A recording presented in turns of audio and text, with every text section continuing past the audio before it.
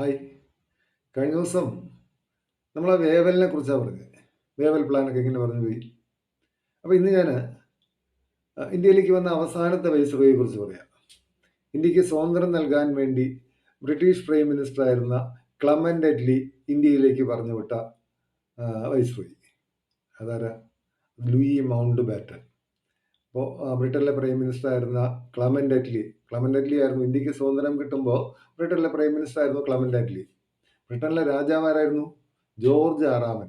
ഇന്ത്യക്ക് സ്വാതന്ത്ര്യം ലഭിക്കുന്ന സമയത്ത് ബ്രിട്ടനിലെ രാജാവായിരുന്നത് ജോർജ് ആറാമനാണ്. അപ്പോൾ ഇവര് ഇന്ത്യയിലേക്ക് പറഞ്ഞുവിട്ട ആളാണ് മൗണ്ട് ബാറ്റൻ.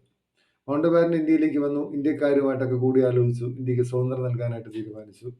അങ്ങനെ ഒരു പ്ലാൻ തയ്യാറാക്കി ബ്രിട്ടീഷ് പാർലമെന്റിൽ അവതരിപ്പിക്കുന്നു 1947 ജൂൺ 3-ന്. അതുകൊണ്ട് തന്നെ അതിനെന്ത് പറയുന്നു? ജൂൺ 3 പ്ലാൻ എന്ന് പറയുന്നു.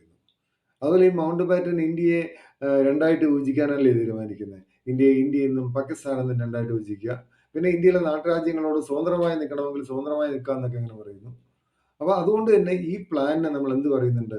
ബാൾക്കൻ പ്ലാൻ എന്നും പറയുന്നുണ്ട്. Balkan plan. പിന്നെ മൗണ്ട് ബാറ്റന് വേറൊരു പേരുണ്ട്, ഡിക്കി. അപ്പോൾ ഡിക്കി അവതരിപ്പിച്ച പ്ലാൻ ആയതുകൊണ്ട് ഡിക്കി ബേർഡ് പ്ലാൻ എന്ന് പറയുന്നു. അപ്പോൾ 1947 ഇന്ത്യൻ ഇൻഡിപെൻഡന്റ് ആക്ടിനെയാണ് ഞാനിപ്പോൾ എന്തൊക്കെ പറഞ്ഞത്? June 3 plan, Dickie Bird plan, Balkan plan എന്നൊക്കെ വിളിച്ചു. അപ്പോൾ ഇതൊക്കെ അവതരിപ്പിച്ച മൗണ്ട് ബാറ്റൻ ബ്രിട്ടീഷ് ഇന്ത്യയിലെ അവസാനത്തെ വൈസ്രോയി ആയിട്ട് മാറി.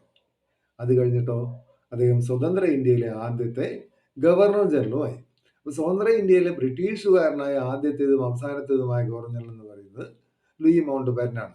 ഞാനത് ബ്രിട്ടീഷുകാരനായ എന്ന് എടുത്ത് പറയാനുള്ള കാരണം അതിനുശേഷം നമ്മൾ ഒരു ഇന്ത്യക്കാരനെ പിടിച്ച് ഇന്ത്യയിലെ ഗവർണർ ജനറലാക്കി മാറ്റി അല്ലേ. അദ്ദേഹത്തെക്കുറിച്ച് നമുക്ക് അടുത്തൊരു എപ്പിസോഡിൽ പറയാം. ഓക്കെ. അപ്പോൾ എന്തായാലും മൗണ്ട് ബാറ്റൻ ഇന്ത്യക്ക് സ്വാതന്ത്ര്യം നൽകാൻ വേണ്ടി ഇവിടെ ഉണ്ടായിരുന്നു. അത് കഴിഞ്ഞിട്ട് ഗവർണർ ജനറലായി തുടരുകയാണല്ലോ. അപ്പം അദ്ദേഹം ഇന്ത്യയിലെ ഗവർണർ ജനറലായി തുടരുമ്പോഴാണ് 1948 ജനുവരി 30 1948 ജനുവരി 30-ന് ഗാന്ധിജി വധിക്കപ്പെടുമ്പോൾ ഇന്ത്യയിലെ ഗവർണർ ജനറൽ ആരായിരുന്നു വെച്ചാൽ അതാരാണ്? മൗണ്ട് ബാറ്റനാണ്.